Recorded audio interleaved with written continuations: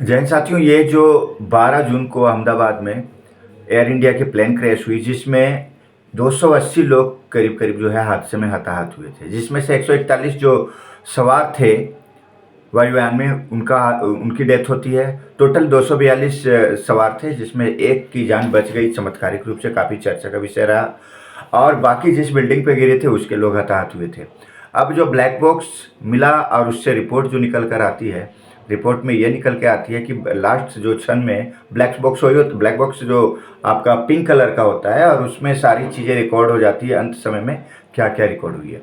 तो ये हुआ है कि फ्यूल जाना बंद हो गया था और वो मात्र 10 सेकंड के लिए बंद हुआ था, फिर ऑन भी हो गया था, ये भी रिसर्च में आ रहा है।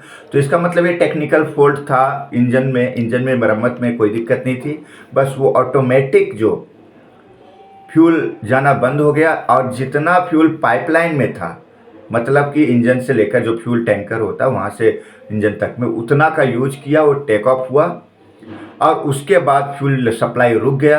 और ये भी निकल कर आ रहा है कि बाद में फिर सप्लाई चालू भी हो गई, लेकिन तब तक वो इतना डाउन था वो कि वो रिकवर नहीं कर पाए को पायलट और पायलट मिलकर, और वो जाकर टकरा जाती है और क्रैश हो जाता है। ये भी रिसर्च में आ रहा है कि ऑटोमेटिक जब हो रहा है तो अगर ये थोड़ी सी हाइट ले लिया होता तो पायलट शायद रिकवरी से कर लेते।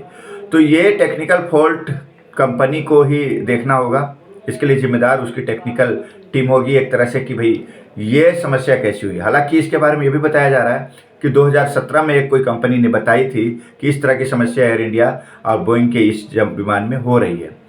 तो अब निकल कर आ गया, किसी की और कोई प्रॉब्लम नहीं है, फ्यूल कनेक्टिविटी बंद हो गया और समझ रहे कि प्रति सेकंड बहुत ज़्यादा फ्यूल लगती है इसमें, और फ्यूल जाना बंद हो गया, इंजन बंद हो गया। इंजन बंद होकर उस सामने अहमदाबाद में ही मात्र मतलब 1 मिनट के अंदर ही सारा हादसा हो गया था। तो ये मूल कारण निकल कर आया ब्लैक बॉक्स से।